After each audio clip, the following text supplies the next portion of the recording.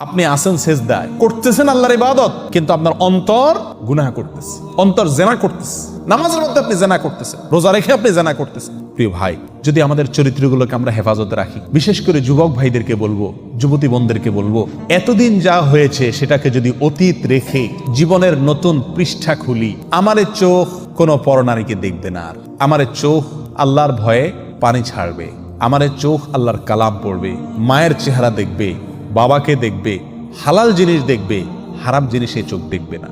এই প্রতিজ্ঞা যদি আমরা কোনো যুবক করতে পারি, কেমন যেন আমি জাহান্নামের পথ থেকে লাফ দিয়ে জান্নাতের পথে চলে আসলাম, কেমন যেন আমি জাহান্নামে পড়তে যাচ্ছি সেখান থেকে ঝাঁপ দিয়ে জান্নাতের দিকে ঝুঁকে গেলাম। আল্লাহ আমাদেরকে সবাইকে তওবায়ে নাসুহা করার তৌফিক দান করুন। প্রিয় ভাই, এই চোখের গুনাহ, এই চোখ দিয়ে যে হারাম জিনিস আমরা দেখি, এটা কত জঘন্য, এটা কত জঘন্য। এই অপরাধ, এর রেশ, এর প্রভাব, এর অ্যাকশন, এটা বহু সময় পর্যন্ত থাকে, অনেক সময় বছরকে বছরও থাকে। চাইলেও এটার অ্যাকশন থেকে মানুষ বাঁচতে পারে না। আপনি একটি অন্যায় কাজ করছেন, একজনকে একটা গালি দিছেন, এটার আর রেশ থাকে না, বরং পরক্ষণে মনে উঠলে খারাপ লাগে যে লোকটাকে গালি দিলাম, ঠিক না বেঠিক? আপনি একজনের প্রতি অবিচার করছেন, সাময়িক অবিচার করছেন, অন্যায় করছেন, শেষ হয়ে গেছে, শেষ। কিন্তু আপনি চোখ দিয়ে একটা হারাম জিনিস দেখছেন, সেটা মোবাইলে হোক, টেলিভিশনের পর্দায় হোক, সিনেমার পর্দায় হোক, কাগজে প্রিন্ট করা হোক, অথবা রাস্তাঘাটে হোক। এই হারাম জিনিসটা দেখে আসার পরে আপনি নামাজে দাঁড়াইছেন, ওযু করে সেজদায় গেছেন, আল্লাহর সবচেয়ে কাছাকাছি চলে গেছেন সেজদায়, ঠিক না বেঠিক?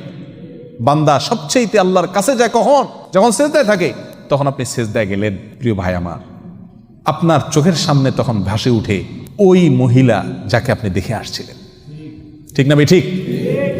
এমনও হয় মাসকে মাস চলে গেছে, বছরকে বছর চলে গেছে, কিন্তু সেই গুনাহের স্মৃতি মাথায় ভেসে ওঠে। আপনি আসেন সেজদায় করতেছেন আল্লাহর ইবাদত, কিন্তু আপনার অন্তর গুনাহ করতেছে, অন্তর জেনা করতেছে। নামাজের মধ্যে আপনি জেনা করতেছেন, রোজা রেখে আপনি জেনা করতেছেন, ঠিক না বেঠিক? এত জঘন্য গুনাহ এই চোখের গুনাহ। প্রিয় ভাই, এগুলো হলো বর্ডার। একটা দেশের যেরকম কি থাকে, বর্ডার থাকে না? বর্ডার যদি বেদখল হয়ে যায়, তাহলে রাজধানীও কি হয়ে যায়? বেদখল হয়ে যায়, ঠিক না বেঠিক? এই চোখ যদি শয়তানের নিয়ন্ত্রণে চলে যায়, শয়তান আপনাকে দিয়ে যেখানে খুশি সেখানে আপনার চোখ ব্যবহার করে, আপনি আল্লাহর ভয়ে ফিরে আসেন না, দেখা থেকে বেঁচে থাকেন না। শয়তান আপনাকে বলে, এই ইউটিউবের এই লিঙ্কে টিপ দে, এই যে এই মহিলা দেখ, এই যে এই ভিডিও দেখ, ফেসবুকের এটাতে টিপ দে, এই যে এটাতে টিপ দে, এই যে মহিলা গেল দেখ। শয়তান যেদিকে আমাকে টানে, আমার চোখ সেদিকে চলে যায়। যদি আমি এরকম কন্ট্রোলের বাহিরে হয়ে যাই, তাহলে কেমন যেন আমার শরীরের বর্ডার, এই চোখ, মুখ, কান, এগুলো আমার শরীরের কি রে ভাই? বর্ডার। বর্ডারের বিভিন্ন পয়েন্ট থাকে না ঢুকার জন্য, বাইর হওয়ার জন্য? এই কান, নাক, মুখ, চোখ, এগুলো হলো আমাদের শরীরের কি রে ভাই? বর্ডার। এই বর্ডারগুলো যদি শয়তানের নিয়ন্ত্রণে থাকে, এগুলোকে যদি শয়তান তার যেখানে খুশি সেখানে আমাকে দিয়ে ব্যবহার করায়, তাহলে আমার শরীরের যে রাজধানী, অর্থাৎ কলব, আমার যে অন্তর, সেটা কার দখলে যাবে? শয়তানের দখলে যাবে। সারাদিন যেটা দেখবো নামাজে সেটাই মনে আসবে, অন্তরে সেটাই আসবে। প্রিয় ভাই, এই চোখের গুনাহকে আমরা গুনাহ মনে করি না। এর একটা অন্যতম কারণ হলো, এই গুনাহটা করা খুব সহজ। চুরি, কি বলেন? এটা চাইলেও তো করা যায় না, নাকি? সবাই করতে পারে চুরি, ডাকাতি, খুন খারাপি, মদ খাওয়া, মানুষের সাথে অবিচার করা, অন্যের হক মারা, এগুলো চাইলেও তো মানুষ কি করতে পারে না। আবার অনেক অন্যায় আছে যেগুলো সামাজিক চাপের কারণে মানুষ করতে পারে না।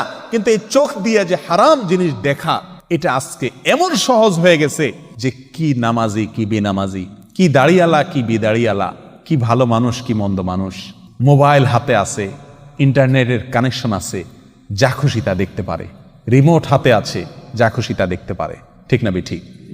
শয়তান তখন আমাদেরকে প্ররোচিত করে, আমাদেরকে বিপদগামী করে, আমাদের দিয়ে হারাম কাজ করায়, আর করতে করতে করতে করতে একসময় বেহায়া হয়ে যায়, নির্লজ্জ হয়ে যায়, এরপর এটা নেশায় রূপ নিয়ে যায়। তখন বাঁচতে চাইলেও বাঁচাটা কি হয়ে যায়? কঠিন হয়ে যায়। আল্লাহ সুবহানাহু ওয়া তাআলা আমাদেরকে আমাদের চরিত্রগুলোকে ফুলের মতো পবিত্র করার তৌফিক দান করুন। এতদিন আমরা যা করেছি, আসুন আসুন প্রিয় ভাইরা, জাহান্নামের পথ থেকে লাফ দিয়ে জান্নাতের পথে চলে আসি। করবো তো ইনশাআল্লাহ? যে সমস্ত ভাইরা তওবা করবেন, তাদের পূর্বের গুনাহ আল্লাহ তাআলা মাফ করে দিবেন। অতীতে আমরা যা করেছি সেটার জন্য আজ তওবা করি। আমার এই চোখ দিয়ে আমি হারাম জিনিস দেখব না। প্রিয় ভাই, দেখার যে জ্বালা, দেখার যে স্বাদ, এই চোখ দিয়ে আমি হারাম জিনিস দেখলাম, হারাম মহিলা দেখলাম, হারাম মেয়েদের দিকে তাকালাম, সেটা মোবাইলে হোক, টেলিভিশনে হোক, কাগজে হোক, বাইরে হোক, সরাসরি হোক, আর যেভাবেই হোক, এই দেখার ফলে একটা নগদ মজা পাই আমরা, তাই না? আপনি একটি মুহূর্তের জন্য একটু আপনার এই মজাটাকে আল্লাহর জন্য কোরবানি করে দেন। আপনি দেখতে পাচ্ছেন একটা ভিডিও লিংক আপনার সামনে আসছে, টিপ দিলেই আপনি দেখতে পারবেন কেউ নাই। আপনি মনে করছেন যে আল্লাহ তিনি আছেন, দেখছেন। আল্লাহর ভয়ে আপনি ওখানে টিপ দিলেন না, ওইটাকে ইগনোর করে চলে গেলেন। সঙ্গে সঙ্গে আপনি ইনশাআল্লাহ অন্তরের ভেতরে ঈমানি স্বাদ অনুভব করবেন। ঈমানি স্বাদ করে দেখেন, করে দেখেন, আপনার মনের ভিতরে একটা খুশি আসবে যে আমি আল্লাহর ভয়ে এই একটা হারাম কাজ থেকে বাঁচতে পারলাম, আমার ঈমানের পাওয়ার একটু বাড়ছে। কি বলেন? পরীক্ষা করে দেখেন। প্রিয় ভাইরা, আল্লাহ সুবহানাহু ওয়া তাআলা বলেন, ওয়া আম্মা মান খাফা মাকামা রাব্বিহি ওয়া নাহান নাফসা আনিল হাওয়া ফাইন্নাল জান্নাতা হিয়াল মাওয়া। জান্নাত কোন সব লোকদের ঠিকানা ভাই? কাদের বাড়ি?